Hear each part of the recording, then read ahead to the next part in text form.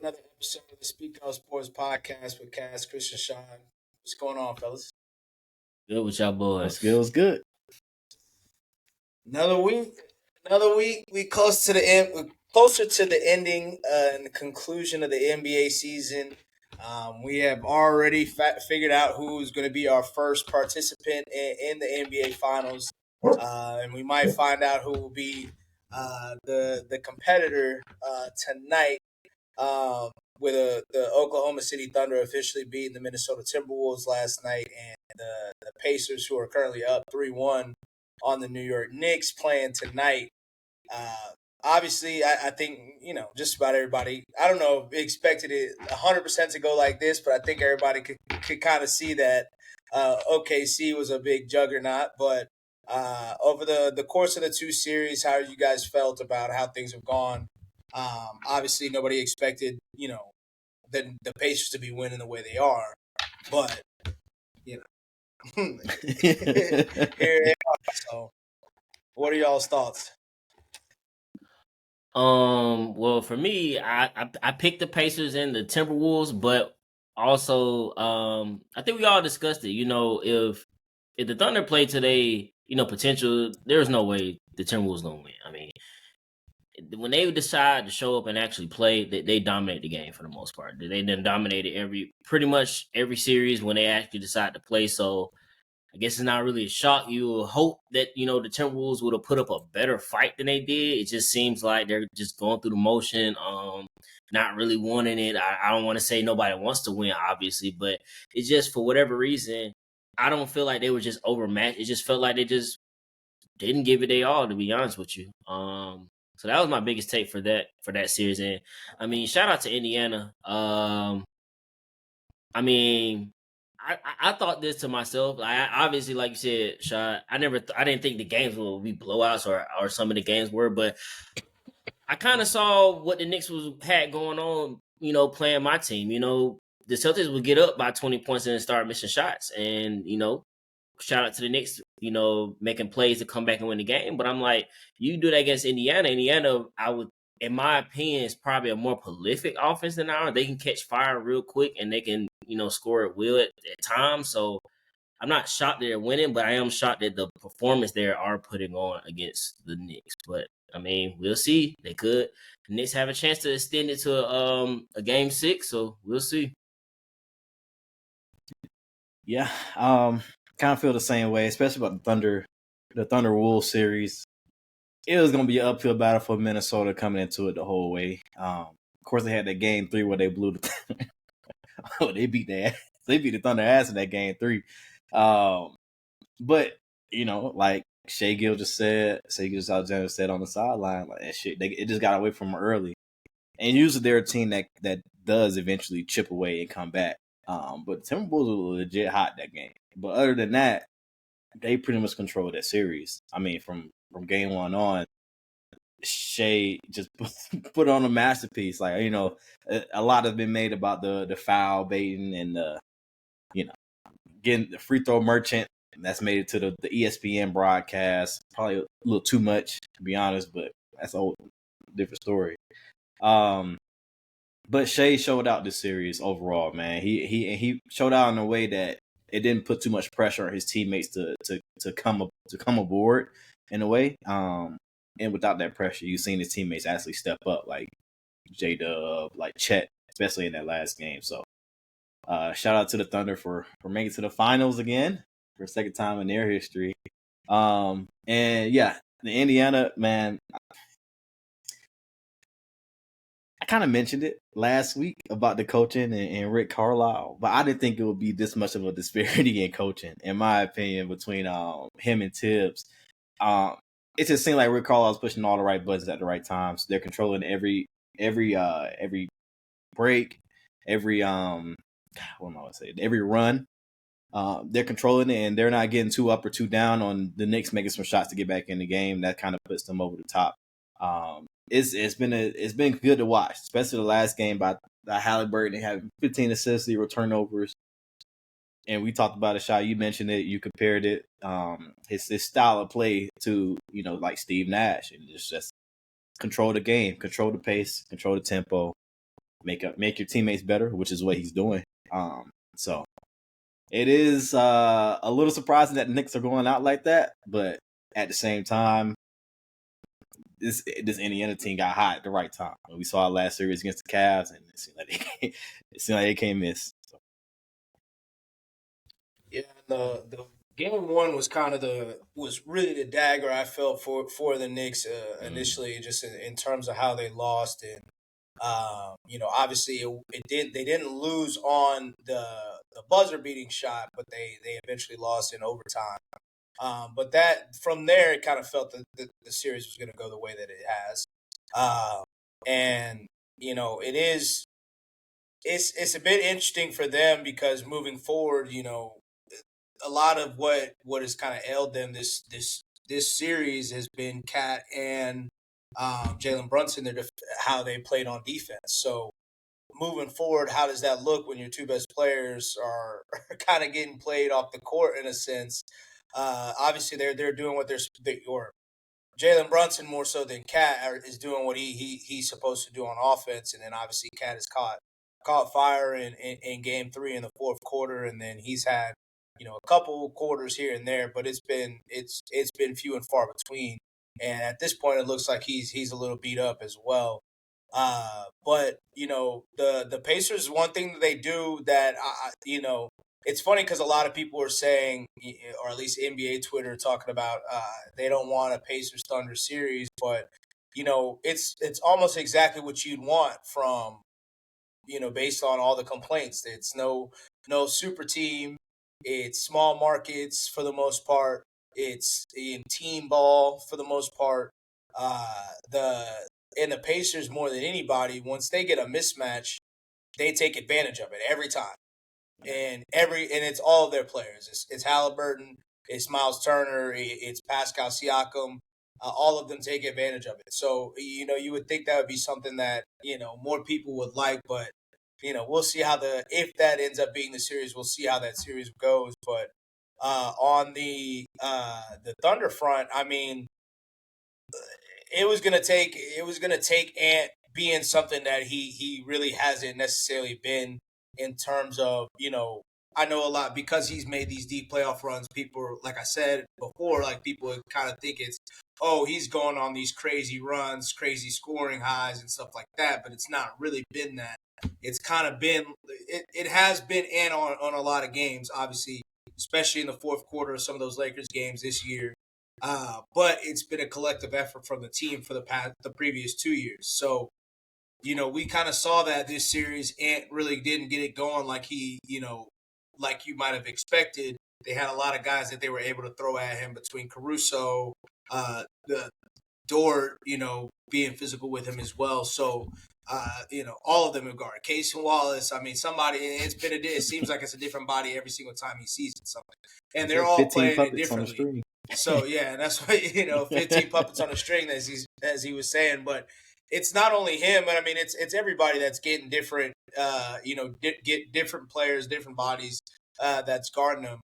And Chet has showed up. Obviously, J Dub has had he had his kind of duds of his games earlier in the series, but he kind of came on the last couple games. So I mean, like I said, though, once the Thunder got past the Nuggets and kind of it seemed like they kind of exercised the demon. I don't want to call it too early between whomever they play against the East, but obviously they've had the best record throughout the entirety of the season. They have the MVP. It's looking like a foregone conclusion at this point. And looking at their future, I mean, they've got draft picks on draft picks on draft picks on top of players. I mean, that can be probably expendable and utilized on different teams as well. I mean, they can make their team better in so many different ways. So it's going to be interesting to see, if they do win, how that all plays out.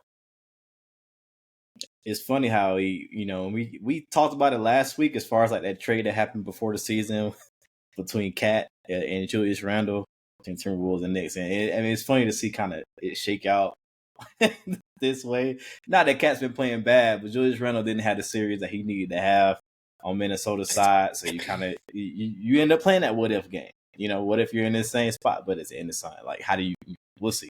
But what happens with the Knicks in there? But Mike Conley for the Timberwolves, and I mean they got some questions to answer this overall as a team this offseason. But Mike Conley being that starting guard, playing 22, 23 minutes a game, but not giving you anything, pretty much. I mean, Chris, he scored 4 points a game average.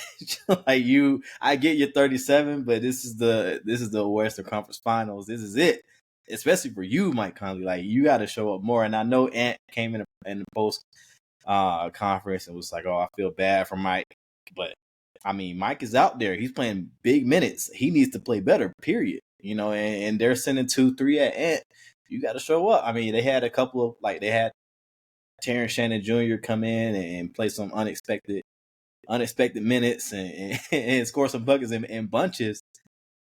But you're the vet there, Mike. I don't know. I didn't like what I saw from Mike Conley overall this series. I mean, Rudy Gobert, of course, always a force defensively, but at the same time, how much did he affect? It seemed like Shea got the better of him. So, I mean, it just seemed like it's a lot to kind of answer, and that's why the KD bell has been ringing already in the on the Minnesota side of things as far as like how they improved their roster. But it's honestly been a bad showing from Minnesota side, in my opinion. Excuse me. And then to piggyback what you said, Shot, about the New York Knicks, it's ironic that your best players are like your worst defenders, and the reason why they won that game they did win was because Jalen Brunson was in foul trouble. They had to sit him down, and they was able to get a little better more defensively, and they was able to get some stops and come back and win the game. But I mean, these teams questions. I mean, I don't know what else to say, and I don't know if it's a coaching change for the Knicks. But I mean, Tibbs, you gotta get some more production out of the bench in general. You can't just run these boys into the ground like you've been doing. I mean, ain't nothing changing with him. So It's going to be tough to see how they even improve their bench. I mean, yeah, because obviously they don't trust Campaign. They tried to, but that didn't work out immediately. Bringing in DeLon Wright and stuff like that. But I mean, yeah, like you mentioned, I mean the Thunder didn't. I mean, they don't fear anybody but Ant. And that's even with Julius Randle have been playing as well as he's been playing throughout the playoffs. So, yeah, I mean, like you said, they got a lot of questions in terms of how they're going to get that kind of second guy that is a legitimate scorer, or even a number one guy. I don't know, if how they view how. I'm not saying anything against Ant, but sometimes it's just how things go. Eventually, you play out and you see that like Paul George said, he was like, "Yeah, I'm not the guy that could be not the guy." Yeah, I mean, yeah, and that was a guy that was going on deep playoff runs, a lot of deep playoff runs at a young age.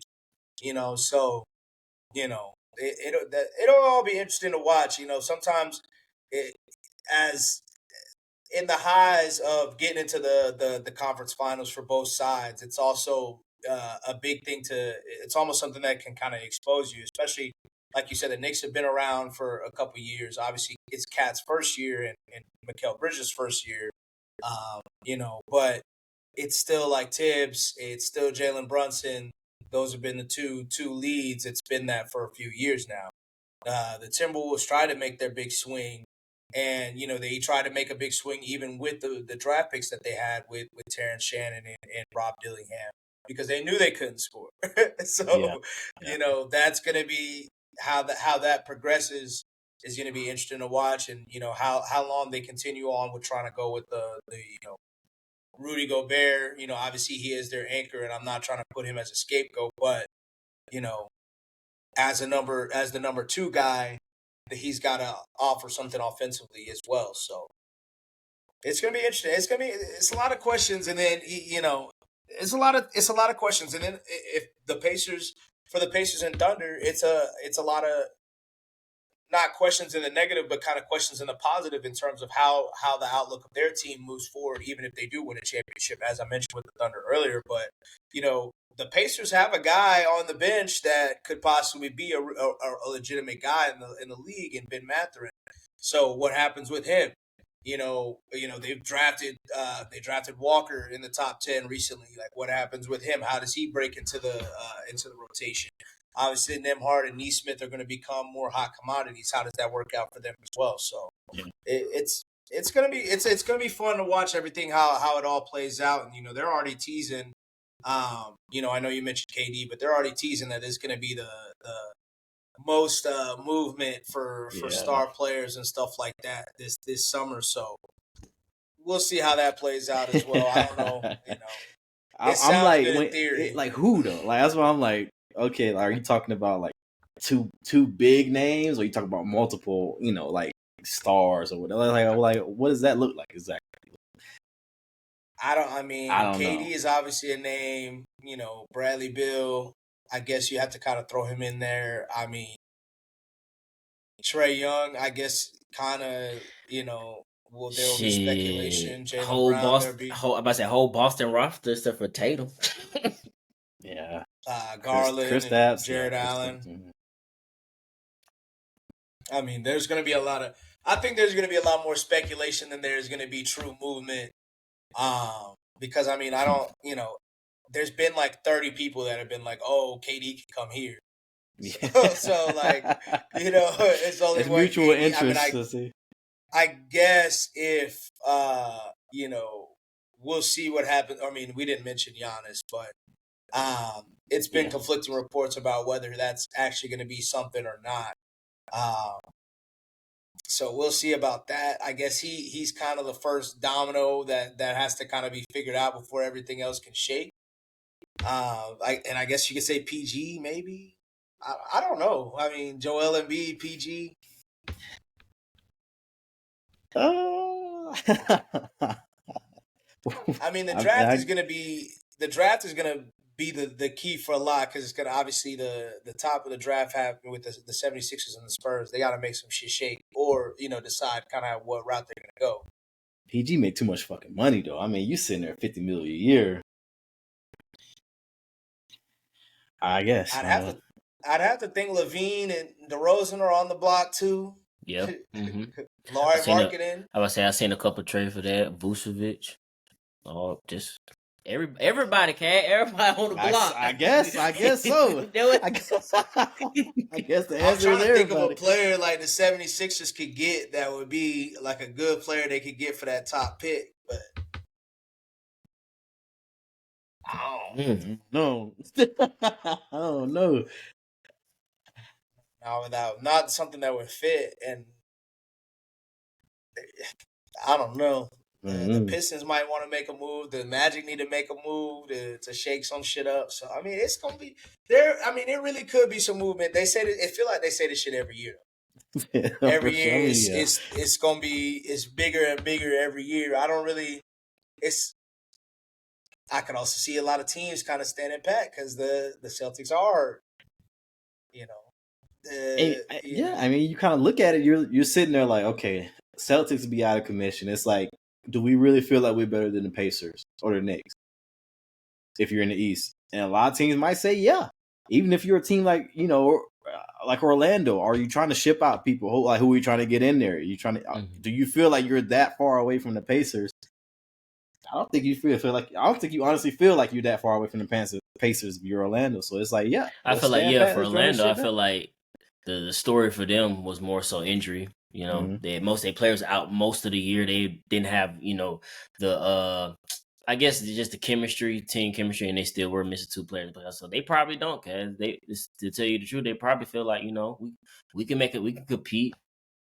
But that's also the toughest thing about it is because you can't necessarily project out injuries. Right. Injuries is always everybody would love to say.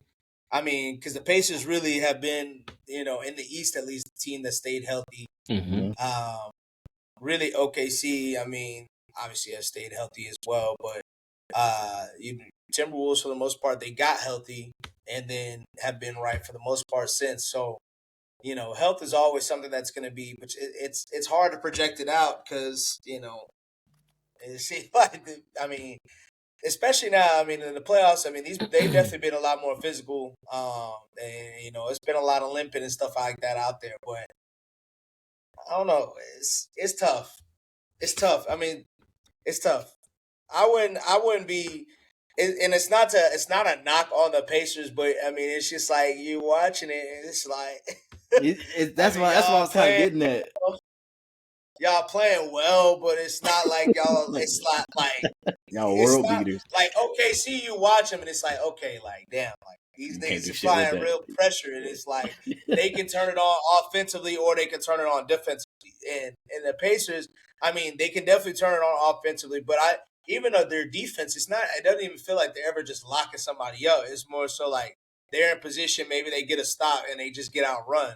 Mm-hmm. So I It's mean, at almost least, like as long as if you make a mistake, they're gonna capitalize. oh On it. yeah, for sure. Yeah. No question That's about really it. what it is for them. Because like you said, they're not on lockdown defending team. But hey, you jack up some shots and miss it, They out running, or you They turn the gone. ball over. Because most nights they They don't win the gone. turnover battle just from their point guard play in general. Mm-hmm. So, And I honestly thought that it would be another reason I thought the Knicks would put up a little bit of a better fight is because the Pacers aren't necessarily big at the wing spot. So I was thinking that maybe Mikal Bridges and OG would have a little bit of better series than they're having.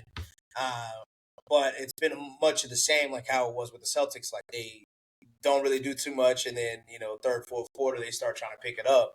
It's a little too late. So.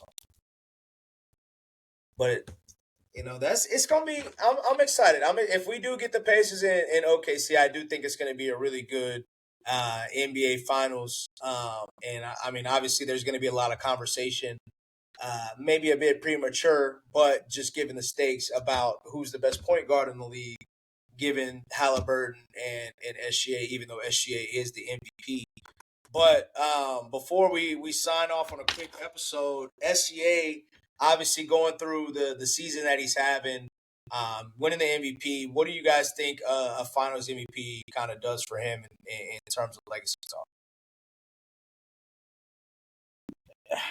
Shit, it got balloon that motherfucking legacy. I mean, when the last time we had a MVP win the finals in the same year? Steph. 15, 16. 2015, yeah. I mean that's a big major accomplishment to be able to do that, and you win the finals he MVP. He didn't win Finals MVP, so I mean, No, that's what I'm saying. But if Shea do that and win Finals MVP, I mean that I ain't gonna. Obviously, you can't say Hall of Fame automatically, clearly. But I'm just saying, like you have to go ahead. Who's the best player that you think he should be ranked above? That's a good question. That's a good question. Dang, that's a good question. Because even then, you talking about legacy, like how? Iverson. The only thing about that is I mean, I know some people put a lot of stock into him being able to carry that team to the finals, whether they, even though they lost or whatnot. It was just him and what they be said. Well, they said that about the 80s and 90s, bunch of plumbers and electricians. But I mean, I don't know. That's that it'll make a conversation. I'm gonna say that the conversation can be had if he goes on. It's a finals. I mean, it's a Finals MVP if he wins Finals MVP in the finals. Finals MVP, a championship MVP. Last year, he also was second in MVP too. And then the other thing is, I don't know if y'all count this or not, but since now they're giving the Western Conference Finals MVP. I mean, hey, they gonna put that on their resume. You can wipe it is on the resume. It is on the resume. Folks don't even remember who won it. The only reason folks remember who won it on the last year is because it was Jaylen Brown over Jason Tatum. Hey, Jason Tatum won the first ever one. I know that, but but nah, I was just thinking about that. But nah, I mean, I feel like the conversation can be had though. I mean, I think it's very much gonna be like the in-season tournament. Niggas gonna be like, all right. As far as that, yeah. I feel you. I feel you on that. I mean, best player I'll put him ahead of Steve. In my opinion, do you put him ahead of Chris? Legacy? Paul? Chris Paul? Yeah. I know Chris got the longevity. I know he got the. That's all. That's. But at the same time, you talking about MVP. hardware, like legit hardware. as far as point guards go, It's a tough conversation. I mean, I would. Nah, cause you can't because they said Chris Paul put him up under his wings when he got there. So, but that's it kind of Chris that plays Paul into shit. it as well, though. Nah, it really That plays Chris into Paul it, shit though. Nah, I understand. that plays into it as The well. only So thing it's like, about okay. it is the only thing I will say. I won't say I'll put him ahead of him, but I mean, you could definitely start like looking at like tiers or like it'd be on the same platform or whatever, the same room in greatness or whatever the fuck you want to call it. They in the same room because I In the mean, at same the end of the club. day, like yeah, 'cause I mean, at the end of the day, like SGA really has only had 3 years for real, 4 years for real. So I mean, it's 3 great years, but Yeah.